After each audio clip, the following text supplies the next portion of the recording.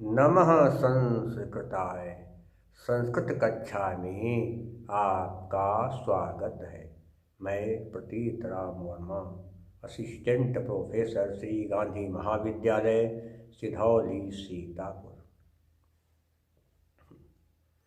आज मैं महाकवि कालिदास विरचित रघुवंशम महाकाव्य के त्रयोदश सर्ग का 29वां श्लोक पढ़ाने जा रहा हूँ।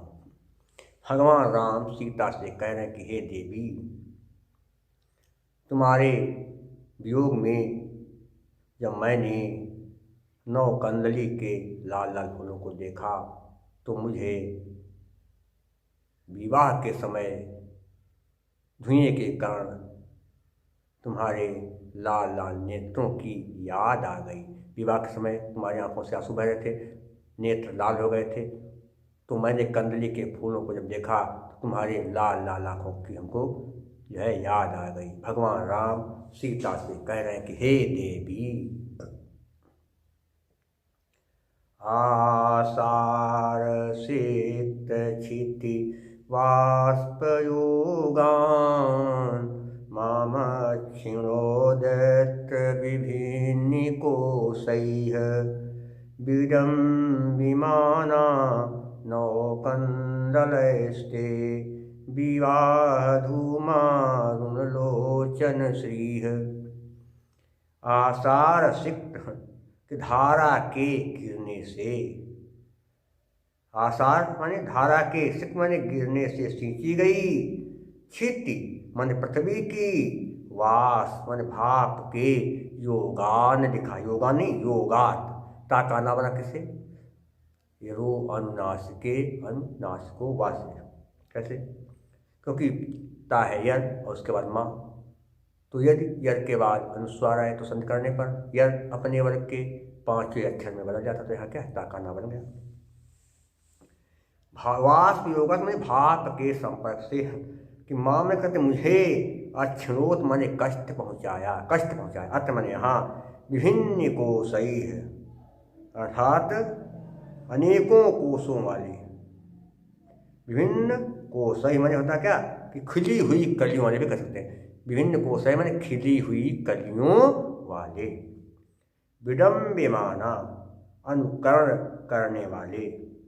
नवकंदलय नई कलियों वाले कंदली के फूलों की, कंदलय धनते, और यहाँ लिखा क्या है, नवकंदलयस्ते, विसर्णीय साकिन का विसर्ग का सा बन जाए। नवकंदले नवकंदली के फूलों ने ते तुम्हारे विवाद हूँ, विवाह के धुएं से अरुण में लाल लाल लोचन श्री माने आँखों की सुंदरता। हे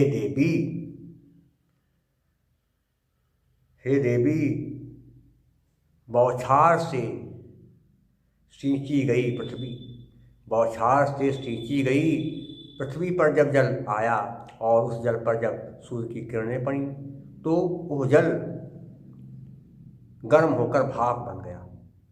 पृथ्वी पर जो पानी बरसा, बौछार से जो पानी पृथ्वी पर गिरा, वो जल जब पृथ्वी पर धूप पड़ी तो वो जल गर्म होकर भाप बन गया, और भाप के कारण वो जो भाप थी, वो भाप कंदली के फूलों पर पड़ी, और कंदली के नए नए फूल खिले हुए थे और कंदली की नई नई कलियां भी निकली हुई थी। तो उन लाल लाल कलियों को देख करके मुझे तुम्हारी लाल लाल आँखों की याद आ गई, क्योंकि जब विवाह हो रहा था तो विवाह के समय यज्ञ हो रहा था, हवन हो रहा था, तो वो धुआं तुम्हारी आँखों में लगा, इससे तुम्हारी आँखें लाल हो गई थी। तो वो सब बातें याद करके मुझे बड़ा दुख हुआ, क्योंकि तुम मेरे पास थी नहीं, अगर होती तो शायद दुख कम होता, लेकिन जब मैंने उसे देखा तो मुझे बड़ा दुख हुआ।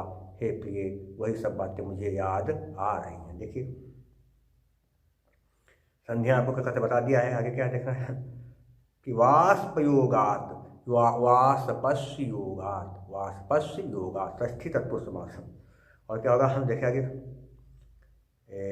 नव कंदले में नवा चतत, नवा चतानि, नवानि चतानि कंदलानि, कर्मधारय समास। विवाह धूम क्या है, विवाहस धूमा, षष्ठी तत्पुरुष समास समास। अरुण लोचन, लोचन कैसे हैं, लाल, अरुण माने लाल, लोचन माने नेत्र। अरुण अरुण चतत, अरुण चतत लोचन, अरुण चतत लोचन, कर्मधारय समास हो गया। और इसके अलावा क्या है देखें थोड़ा सा। विडम विमाना में सानच प्रत्यय, श्री में अंगी प्रत्यय है। और अलंकार कौन सा है, मुझे जो है तुम्हारे लाल लाल नेत्रों की सुंदरता याद आ गई। उसका कारण क्या है, मैंने जब नए नए कंदली के फूलों को देखा। कार्य कारण दोनों हैं, इसलिए यहाँ क्या काव्यलिंगन का। हे तोरवाक्य पदार्थत्वे काव्यलिंगम निगद्यते। और उपजाति छंद है। जिस श्लोक के 2 चरणों में इंद्र वज्रा और 2 चरणों में उपेंद्र वज्रा हो, वहाँ पर उपजात छंद होता है। क्या, अनंतरोदी रीतिलक्ष्म भाजो पादो यदीया उपजातयस्ताः इत्थं किलान्य स्वपिमीश्रितासु वदन्ति जातिस वदमेव नाम। और प्रसाद गुण है, यहाँ पर कोई बात पढ़कर या सुनकर तुरंत समझ में आ जाए, दिल में बैठ जाए, जैसे सूखे ईंधन में आग लग जाती है, तो वहाँ पर प्रसाद गुण होता है। क्या, चित्तम व्यापनोति क्षिप्रम शुष्कन्धेन मिवानलः सप्रसादः समस्तेषु रसेषु रचनासु चा। और समास यहाँ पर कम है, इसलिए यहाँ पर वैदर्भी रीत। क्या रचना है, माधुर्य व्यंजक वर्णे रचना ललितात्मका अवृत्तिरल्प वृत्तिरवा वैदर्भी रीतिरिष्यते। और भारती वृत्ति। शेष मैं आपको अगले अंक में पढ़ाऊँगा। तब तक के लिए नमः संस्कृताय।